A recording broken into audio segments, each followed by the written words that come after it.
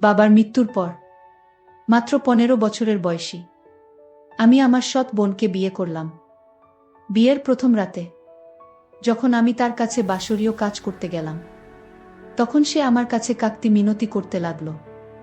সে আমার সাথে এসব করবে না। আর এদিকে আমার জীবনে প্রথম বাসর। এই মুহূর্তটা কি হাতছাড়া করা যায়? যদিও তার বয়স অল্প, কিন্তু আমার তো 27 বছরের স্বপ্ন।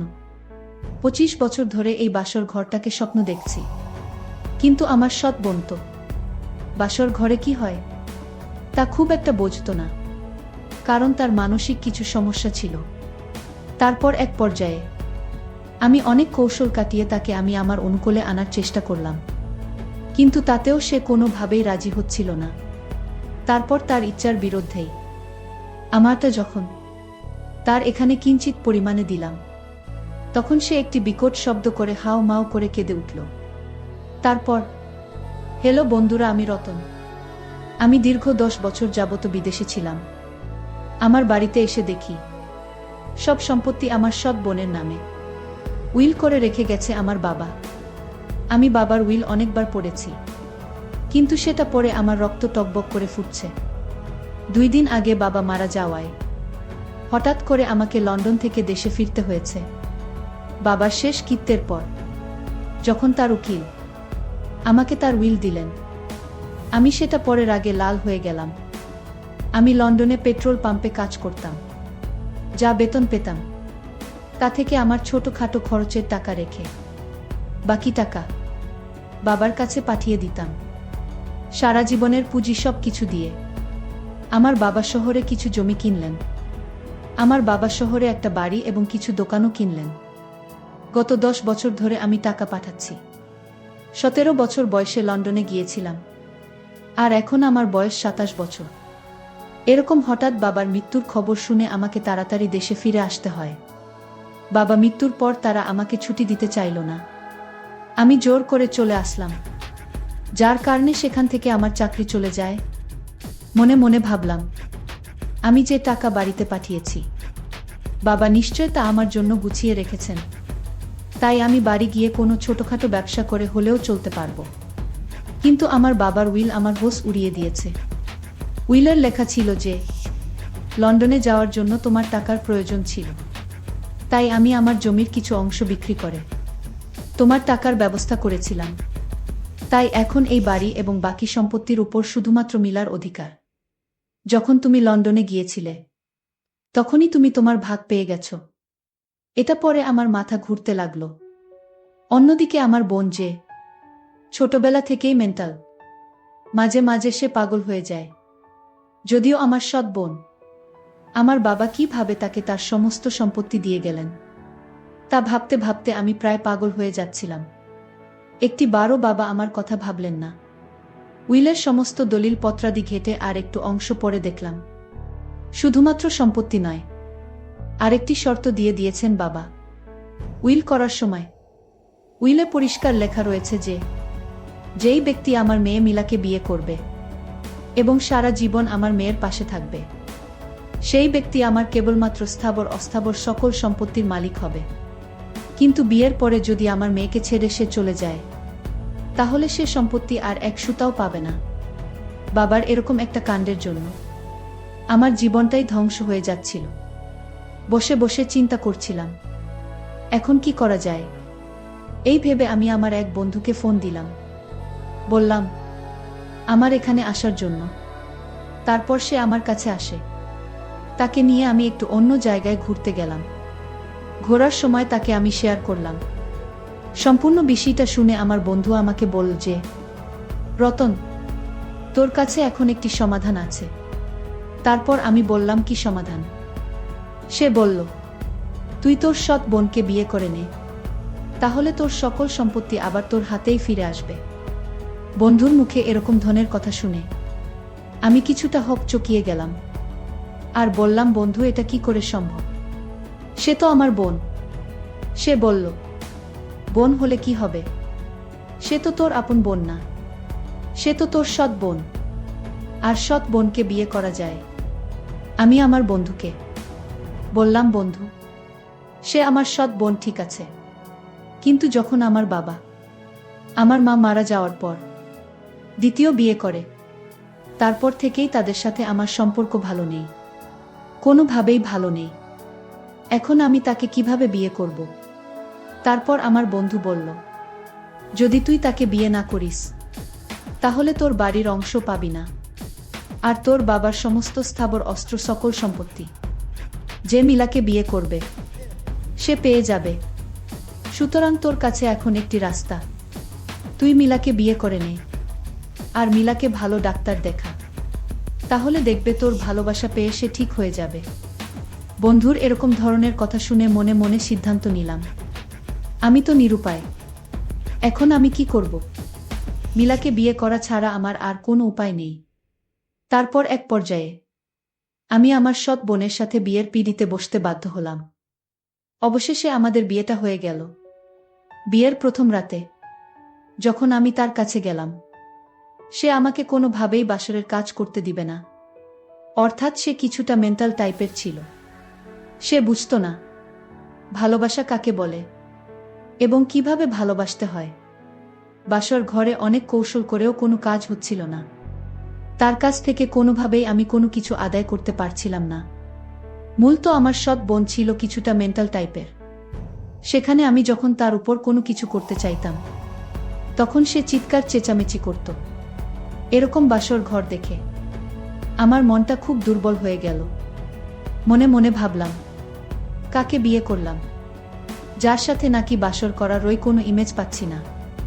আর প্রকৃতপক্ষে বন্ধুরা, আমার সৎ বোন, যদিও সে পাগল, কিছুটা মেন্টাল, কিন্তু বাবা তাকে অনেক আদর করতেন, তার প্রতি অনেক কেয়ার নিতেন। তার সৌন্দর্য কিন্তু অনেক, তার সৌন্দর্য দেখে যে কেউ পাগল হয়ে যাবে। লাল টুকটুকি শাড়ি পরে আমার সৎ বোন যখন আমার বাসর ঘরে বসে রইল, তার সৌন্দর্য দেখে আমার মাথা গরম হয়ে গেল। আস্তে আস্তে তাকে অনুকূলে আনার চেষ্টা করছি, কিন্তু কোনোভাবেই পারছি না। হঠাৎ করে মাথায় একটি বুদ্ধি আসলো। মিলা একটা সুস্থ মস্তিষ্কের লোক না। ভাবলাম তাকে একটি বুদ্ধি কাটালে আমি আমার অনুকূলে আনতে পারবো। হঠাৎ করে আমি একটি বিদেশি চকলেটের বক্স হাতে নিলাম এবং চকলেট আমার হাতে নিয়ে বললাম, মিলা, এটি তোমার জন্য। মিলা কিন্তু চকলেট খুব পছন্দ করত। আমি তাকে চকলেট দিয়ে দিব, সে আমার কাছ থেকে চকলেটকে নিবে। ঠিক এই মুহূর্তে বললাম, তুমি যদি আমার সাথে একটি কাজ করো তাহলে তোমাকে এই সবগুলো চকলেট আমি দিয়ে দিব। সে বলল, সত্যি ভাইজা, আমাকে সবগুলো চকলেট দিয়ে দিবে? আমি বললাম, হ্যাঁ, তোমাকে সবগুলো চকলেট দিয়ে দিব এবং আরো অনেক অনেক কিছু দিব, কিন্তু তোমাকে যে একটি কাজ করতে হবে। সে বলল, ভাইজা, কি কাজ? আমি বললাম, মিলা, এখন থেকে 2 ঘন্টার ভিতরে আমি তোমাকে যা যা বলবো তুমি তাই করবে, তাহলে তোমাকে এই যে পুরো বক্সের চকলেট দিয়ে দিব। মিলা বলল, সত্যি ভাইজা? ঠিক আছে, যাও, তুমি আমার সাথে যা যা মন চাই তা করো, কিন্তু তারপর আমাকে চকলেটগুলো দিয়ে দিবা। আমি বললাম, আচ্ছা ঠিক আছে। তারপর মিলাকে আমি আপন করে নেওয়ার জন্য আস্তে আস্তে তার সাথে ঘনিষ্ঠ হতে চাইলাম। প্রথমে একটু ইতস্তত বোধ করল, তারপর তাকে আস্তে আস্তে আমি প্রস্তুত করার চেষ্টা করলাম, আর কিছু কিছু মানে উচ্চাকাঙ্ক্ষী করার চেষ্টা করলাম, যাতে সে আমার প্রতি কিছুটা দুর্বল হয়। কিন্তু আমি তো একটা জায়গাতে খুব অবাক হয়ে গেলাম। বন্ধুরা, যদি আমার বোন কিছুটা মেন্টাল টাইপের ছিল, কিন্তু তার এখানে যে এত মজা লুকিয়ে আছে তা আমি আগে কখনো ভাবতে পারিনি। যখন আমি বিভিন্ন ইশারায় ইঙ্গিতে তাকে আমার পজিটিভ লাইনে আনতে শুরু করলাম, তখন সেও দেখি আস্তে আস্তে তার অবস্থান পাল্টাতে শুরু করল। সে আমার প্রতি দুর্বল হয়ে যেতে লাগল, আর কেমন জানি নিঃশ্বাস নিতে লাগল, আর উদাস হতে লাগল। বুঝতে পারলাম আমার টেকনিক কাজ হয়েছে। এইভাবে প্রায় 20 থেকে 25 মিনিট তাকে আকর্ষিত করার পর আস্তে আস্তে যখন আমি তার এখানে অবস্থান নিতে শুরু করলাম, যখন তার এখানে আমি পূর্ণ নিয়ন্ত্রণ নিতে শুরু করলাম, তখন আমি তাকে ভালো করে দেখলাম।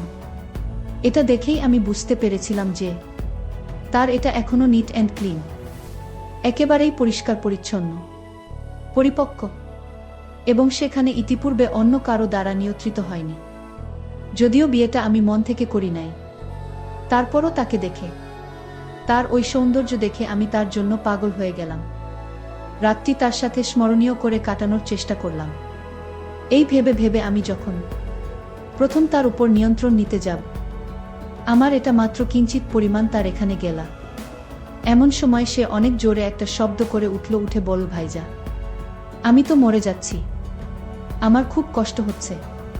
তারপর আমি ভাবলাম, এই আমার সুবর্ণ সুযোগ, এখন যদি আমি তাকে ছেড়ে দেই তাহলে হয়তো আর কখনো এই সুযোগ আমি পাব না। এই বলে আমি তার উপর পূর্ণ নিয়ন্ত্রণ আনার চেষ্টা করলাম। যখন একেবারে পুরোটা তার নিম্নাংশে চলে গেল, তখন সে এমন জোরে একটা বিকট শব্দ করে চিৎকার দিল যে সেই চিৎকারে বাড়ির সমস্ত লোক সজাগ হয়ে গেল। তারপরও আমি আর তাকে ছাড় দিলাম না। আমার ইচ্ছামতো চাহিদা পূরণ করলাম। কিন্তু যখন 20 থেকে 30 মিনিট হয়ে গেল, তখন তার মধ্যে দেখলাম অন্যরকম একটি ইমেজ কাজ করল। সেও আমার প্রতি ইশারা ইঙ্গিত দিয়ে আমাকে বারবার আহ্বান করল আমি তার উপর আরও প্রবলভাবে নিয়ন্ত্রণ নেওয়ার জন্য। তারপর আমি তার উপর আরও প্রবলভাবে নিয়ন্ত্রণ নিলাম। এমনভাবে আমি তার উপর নিয়ন্ত্রণ নিয়েছিলাম যার ফলে সে পরিপূর্ণ তৃপ্তি পেয়েছিল। এবং এই নিয়ন্ত্রণ নেওয়ার ফলেই আমাদের ঘরে পরবর্তী কিছুদিন পরেই একটি ফুটফুটে কন্যা সন্তান হয়েছিল। এবং আমার স্ত্রীরও বিদেশে ভালো উন্নতমানের ডাক্তার দেখিয়েছিলাম, যার ফলে সে এখন পরিপূর্ণ সুস্থ হয়ে গেছিল। এখন আমার সংসার খুবই সুখের শান্তিতে চলছে। আমাদের সংসার সুখে শান্তিতে ভরে আছে এখন। প্রিয় বন্ধুরা, তোমাদেরকে সর্বশেষ একটি কথাই বলবো, বিশেষ করে প্রবাসী ভাইদেরকে একটি কথাই বলবো, তোমরা তোমাদের সারা জীবনের কষ্টের অর্থ তোমরা কার কাছে দিচ্ছ? যদিও সে তোমাদের পিতামাতা অথবা কেউ আপনজন হয়, অবশ্যই টাকাটা কিভাবে ব্যয় হচ্ছে তা তোমরা নিশ্চিত করে দিবা। নাইলে হয়তো আমার মতো তোমাদের কেউ এমন বিপদে পড়তে হবে। যদিও আমি সেখান থেকে পরবর্তীতে উদ্ধার হতে পেরেছিলাম, কিন্তু তোমরা হয়তো সেখান থেকে নাও উদ্ধার হতে পারো। সারা জীবনের গ্লানি ভুগতে হবে। বন্ধুরা, আজকে এই পর্যন্তই। আবারও আসবো তোমাদের মধ্যে নতুন কোনো ভিডিও নিয়ে। ভিডিওটি যদি তোমাদের ভালো লাগে তাহলে একটি লাইক দাও। প্রতিদিন আমি তোমাদেরকে একটা করে নতুন গল্প উপহার দিব। তাই তোমাদেরকে অনুরোধ করে বলছি, তোমরা যদি এই রকম ধরনের ইন্টারেস্টিং গল্প পেতে চাও তাহলে দয়া করে আমার চ্যানেলটি সাবস্ক্রাইব করো। পরিশেষে তোমাদের সকলের সুস্বাস্থ্য কামনা করি। ভিডিওটি দেখার জন্য তোমাদের সকলকে অসংখ্য ধন্যবাদ।